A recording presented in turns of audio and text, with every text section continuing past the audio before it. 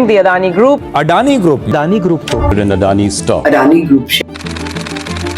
नमस्कार दोस्तों, तो आज हम जानेंगे एलआईसी और मोदी जी के बदनाम करने का मामला आखिर क्या है, सच्चाई क्यों सोशल मीडिया पे इतना ज़्यादा जोर कसा जा रहा है और क्यों इसमें अडानी ग्रुप को शामिल किया जा रहा है। सारी सच्चाई को जानेंगे, आप बस बने रहिए हमारे साथ में। तो दोस्तों, हाल ही में LIC life insurance corporation of limited जो हमारी कंपनी है उसको एक लेकर बहुत बड़ा विवाद खड़ा हुआ था, जो सीधे प्रधानमंत्री नरेंद्र मोदी जी को और अडानी ग्रुप के बीच कथित रिश्ते पर सवाल उठा रहा है, जो उनका बीच का रिश्ता है उन पर सवाल उठा रहा था। ये मामला अक्टूबर 2025 में वाशिंगटन की एक पोस्ट की रिपोर्ट से शुरू हुआ था, जिसके बाद विपक्ष यानी कांग्रेस ने इसे मोदी अडानी मेगा स्कैम बता दिया। पूरी सच्चाई आपको सरल भाषा में पता चल जाए कि दोनों पक्षों के बीच आखिर दावे क्या है और आखिर क्या फैसला होगा। इसका आप खुद ही फैसला कर सकेंगे, इतनी आसान भाषा में आपको पता चलेगा ये जानकारी। आपको जो भी जानकारी दी जाएगी वो न्यूज़ रिपोर्ट्स, आधिकारिक बयान और सोशल मीडिया पे जो डिस्कशन चल रहे हैं उसके आधार पे दिए जाएंगे। कोई भी अपनी तरफ से मनगढ़ंत कहानी आपको नहीं सुनाई जाएगी। तो दोस्तों, वाशिंगटन की पोस्ट 25 अक्टूबर 2025 की रिपोर्ट के मुताबिक मोदी सरकार ने मई 2025 में एक गुप्त प्लान बनाया था, जिसमें एलआईसी के पैसे लगभग 3.9 बिलियन डॉलर यानी कि 33,000 करोड़ को अडानी ग्रुप की कंपनी में निवेश करने के लिए इस्तेमाल किया गया। ये सारा पैसा हम भारतीय लोगों का है, जो हम लोगों ने एलआईसी में इन्वेस्ट किया है। अब ये plan finance ministry, department of financial services DFS यानी कि एलआईसी और नीति आयोग ने मिलकर बनाया था। खास तौर पर 30 मई 2025 को अडानी पोर्ट्स ने एक 5,000 करोड़ का बॉन्ड इशू किया, जिसे एलआईसी ने अकेले ही सब्सक्राइब कर लिया।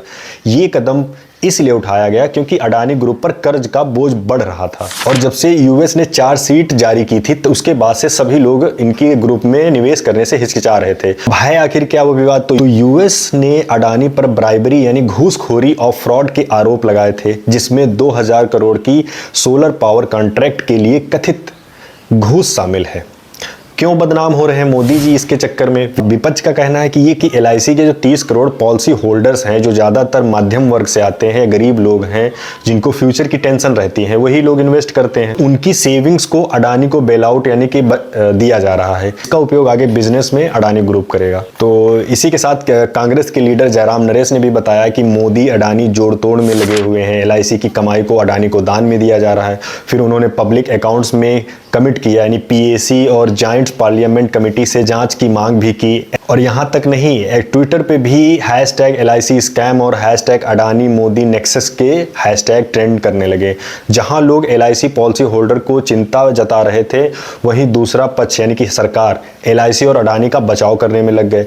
अब इस पर एलआईसी ने बयान दिया कि रिपोर्ट जो आपको दिखाई जा रही है ये झूठी है, बेबुनियाद है और सच्चाई से कोसों दूर इसको बता रही है। वो ड्यू डिलिजेंस यानी कि पूरी तरह जांच के बाद ही किया गया है, उनके मेडेंट के अनुरूप है, ऐसा नहीं है कि कुछ अलग से कर दिया गया।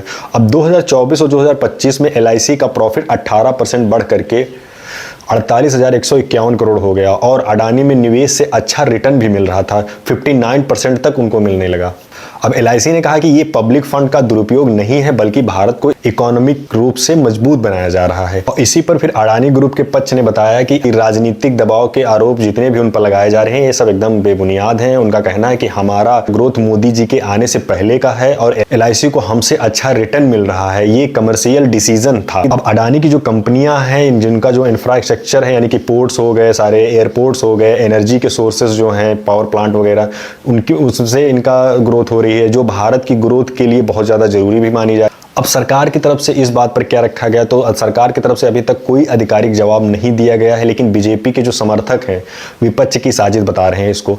उनका तर्क है कि यूपीए यानी कि कांग्रेस के समय एलआईसी घाटे में चली गई थी, वही समझ लीजिए जैसे कि नेहरू जी सब बर्बाद कर गए, वही सेम इन्होंने बताया, जबकि मोदी सरकार ने इसे मजबूत कर दिया है। हिडेनबर्ग रिपोर्ट 2023 के बाद में सुप्रीम कोर्ट ने अडानी को क्लीन चिट भी दे दी थी, ऐसा बताया जा रहा है।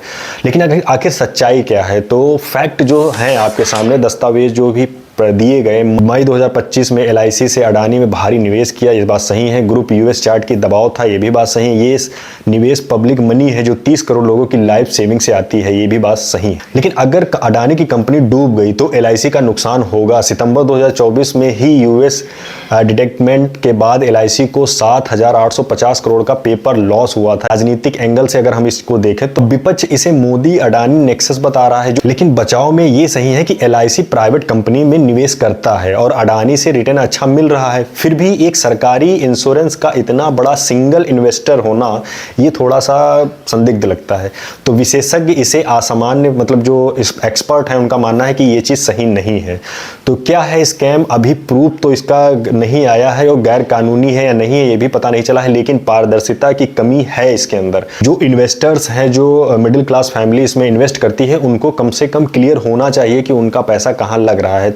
तो विपक्ष की मांग सही है कि हमको आप बताइए, पारदर्शिता दीजिए, स्वतंत्रता होनी चाहिए, इस पर जांच होनी चाहिए। तो पीएसी जैसी स्वतंत्र जांच होनी चाहिए। तो ट्विटर पे बहुत सारे लोग दो हिस्सों में बंट गए हैं। एक तरफ मोदी जी के दोस्त को बचाने को बोला जा रहा है कि, तो दूसरी आलोचना हो रही है कि इकोनॉमी के लिए जरूरी है या नहीं है, उनका समर्थन करो। तो अंत में सच्चाई ये है कि मामला अभी आरोप वर्सेस बचाव पर अटका हुआ है। अगर आप एलआईसी पॉलिसी होल्डर हैं तो अपने इन्वेस्टमेंट को चेक कर लें, और अगर आपको इसके बारे में ज़्यादा डिटेल्स में पढ़ना है तो वाशिंगटन की पोस्ट की रिपोर्ट पढ़ लें। तो अगर आपके मन में कोई सवाल उठ रहा है तो आप कमेंट में ज़रूर पूछ सकते हैं। तब तक के लिए जय हिंद।